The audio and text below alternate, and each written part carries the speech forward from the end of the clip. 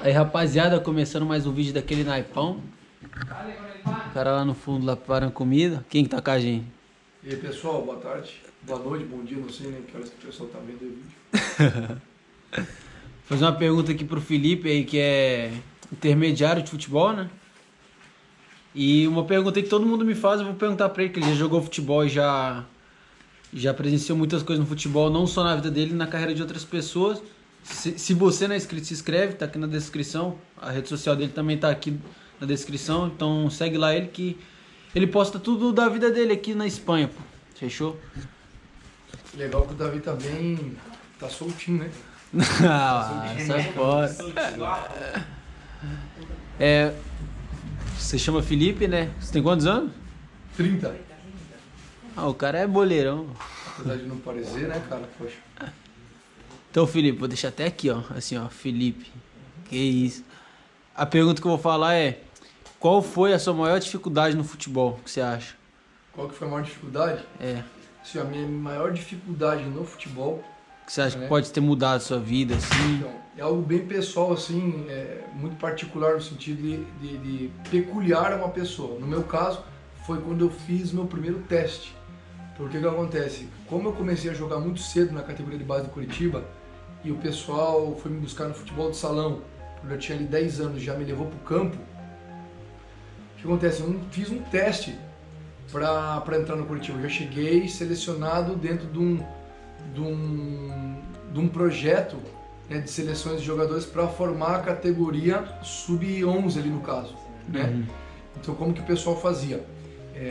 Na época o treinador, o professor Aramis, né, talvez ele veja esse vídeo aqui, professor Miro, professor Denis, né, eles faziam parte da categoria pré-mirim pré-infantil do Curitiba, né, que é o sub-11 ou sub-13, né, e o que que acontece? Eles iam nos clubes de futsal, nos melhores clubes de futsal da cidade, viam os melhores jogadores de cada clube de futsal, eles faziam uma adaptação para o campo, já dentro de uma experiência que eles tinham ali, né, de um olho clínico, eles iam encaixando os jogadores desses times dentro de um esquema tático. Então, quando eu cheguei no Curitiba, praticamente eu já era, entre aspas, ali o dono da posição. Eles já me trouxeram para ser o zagueiro, né, que ia jogar pelo lado direito ali, dentro do sistema 4-4-2, né, que eles utilizavam num primeiro momento.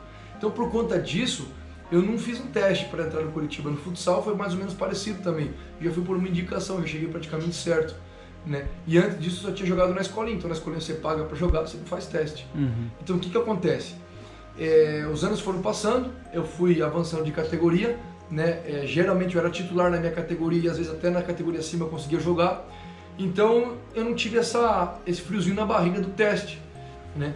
E aí quando eu tinha 15 anos eu fui para a seleção brasileira, fui convocado, foi uma experiência muito boa, uma experiência muito legal, mas ao mesmo tempo também era como se fosse um teste que eu nunca tinha feito, porque apesar de eu ter sido selecionado entre todos os times do Brasil naquele momento ali, na categoria sub-15, eles estavam selecionando os melhores para na próxima convocação ir para o Sul-Americano.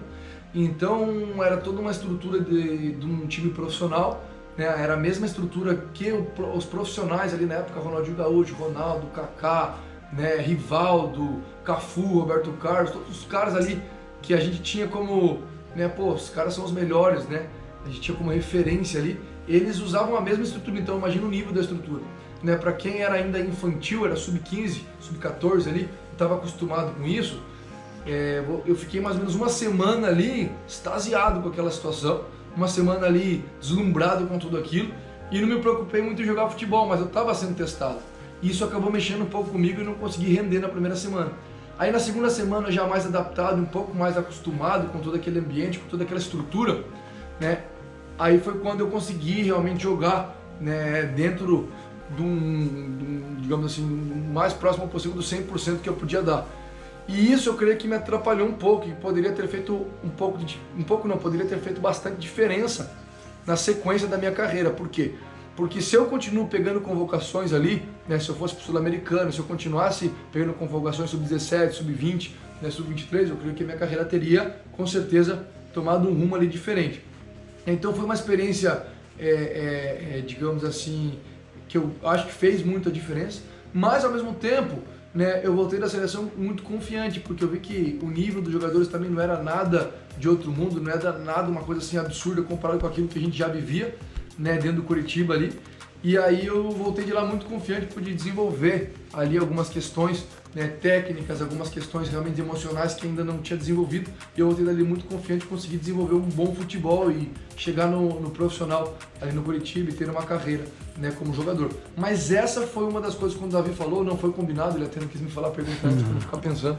Mas essa foi uma das coisas que marcou muito ali a minha carreira na categoria de base e a sequência, né, na transição profissional, mas que também me preparou para na sequência, quando eu tive que fazer alguns testes já como profissional e também na transição dos juniores para o profissional, né, quando eu tive que fazer algumas avaliações, alguns testes, eu não sentisse tanta pressão, não me sentisse tão incomodado com estar sendo provado, com estar sendo testado. Então eu creio que essa é uma experiência importante, né, para todo jogador passar por uma peneira, passar por uma avaliação, passar por um teste, porque isso vai forjando o emocional do atleta e faz com que ele fique mais preparado para situações como essa que vão geralmente acontecer. São poucos os jogadores que não fazem avaliação, que não fazem teste, são poucos os que têm digamos assim,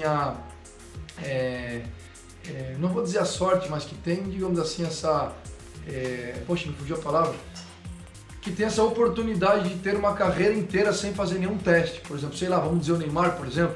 O Neymar desde pequeno, quando ele, né, começou no Santos, até hoje, a gente talvez possa dizer que nunca fez um teste, talvez, né, porque ele sempre já teve uma credibilidade onde ele conseguiu ir subindo nos níveis, né, já contratado, já certo, até mesmo dentro da própria seleção brasileira. Eu creio que não dá para dizer que ele fez um teste, ele já foi como uma promessa, inclusive para a própria seleção.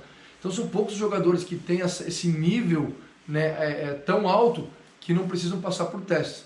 Então, meu conselho é esse: se preparar emocionalmente, vivenciar, né, se permitir fazer teste e avaliação, e se não for aprovado, não baixar a cabeça, continuar firme, continuar tentando, assim como o Cafu, que eu acho que é o maior exemplo brasileiro conhecido, que foi o cara que fez sei lá quantos testes no São Paulo até o dia que ele conseguiu passar e teve uma carreira de sucesso. Mas assim, com muitos jogadores aconteceu mesmo, e eu creio que é isso, né? Muitas vezes você está aí no Brasil, não tem a oportunidade às vezes de fazer um teste num grande clube, mas teve a oportunidade de fazer em pequenos clubes e não deu certo, ou às vezes teve a oportunidade de fazer o teste num grande clube e não deu certo, e aí você ficou meio desanimado, né? Tem muitos jogadores que às vezes não conseguem ter uma sequência de carreira no Brasil, mas que às vezes vêm para a Espanha, né? Vêm para a Europa, vêm para outros países e fazem um teste e conseguem dar sequência na carreira e ser vitorioso, assim como, por exemplo, o Hulk, assim como vários outros jogadores, né, que às vezes estiveram em clubes ali, foram dispensados ou não passaram no teste, mas que vieram para a Europa e conseguiram ter uma carreira de sucesso.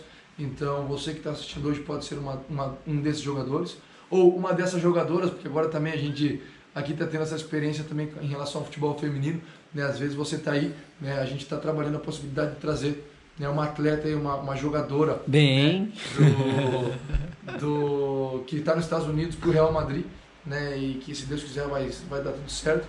Então você imagina, é alguém da área do futebol que talvez teve algumas experiências, mas que nunca teve a oportunidade de fazer um teste, porque nos Estados Unidos o futebol é um pouco diferente, a forma de se ver futebol, de se fazer futebol é diferente, e de repente a gente trazer ela para ficar 1 ou 2 semanas fazendo um teste, um período de avaliação no Real Madrid e dar certo, ou se não der certo, o que fazer? Então de repente você aí é menina, tem um potencial, tem uma qualidade, né? E às vezes no Brasil as coisas não acontecem, porque o futebol feminino do Brasil, ele tem as suas dificuldades, ele tem as suas barreiras diferentes do futebol masculino. Às vezes nos Estados Unidos é diferente, na Europa é diferente.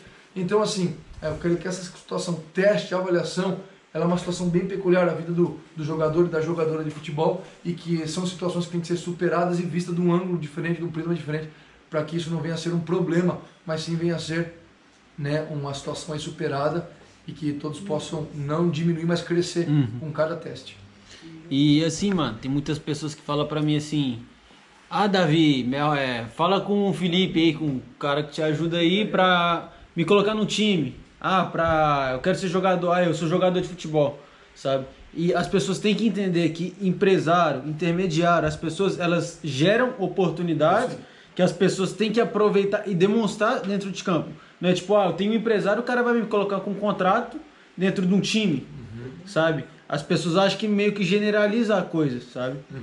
E eu queria também que você falasse a última coisa sobre, por exemplo, muitas pessoas sonham em ser jogador de futebol, sabe? Sonham em ser jogador de futebol e falam: sou jogador de futebol. É igual meu treinador me falou. Eu, naquela época, eu era um jogador de terceira. Eu não era um jogador de segunda nem de primeira, eu era de terceira. Se uma pessoa não tem time, ela não é jogadora. Ela sonha em ser jogadora. É isso aí. Entendeu? E a partir do momento que você coloca num papel, aquilo ali já vira objetivo. Mas se você, por exemplo, eu sonho em ser jogador, beleza.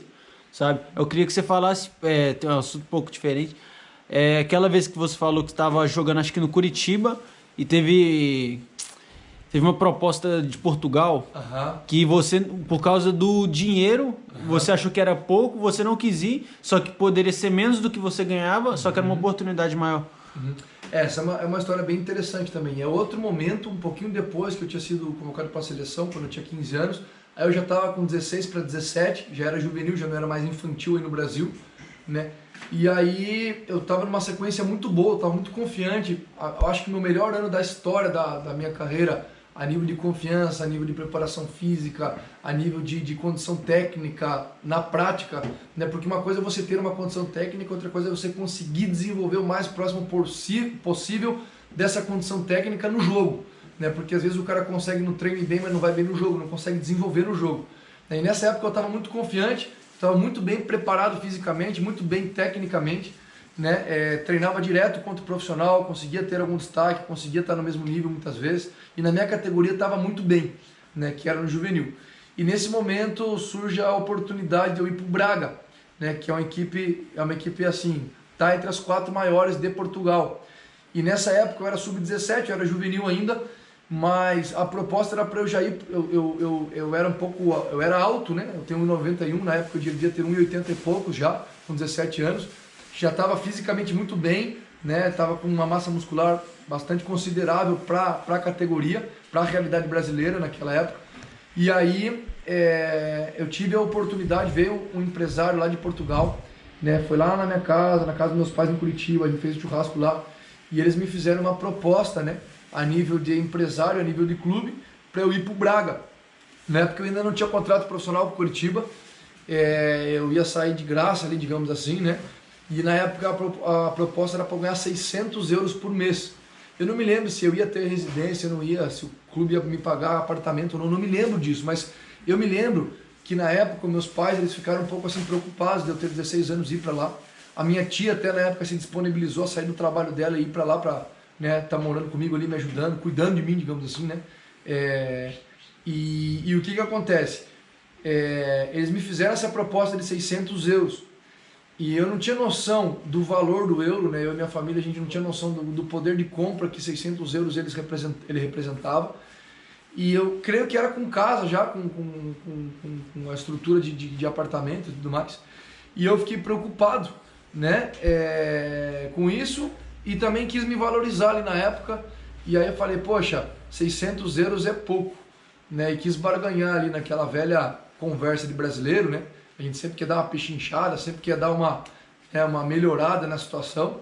E o europeu ele não é muito assim, né? Ele não tem muito esse costume. O preço é aquele preço e pronto, acabou. A negociação é um pouco diferente, né? E aí naquele momento eu quis dar uma pechinchada, quis dar uma negociada.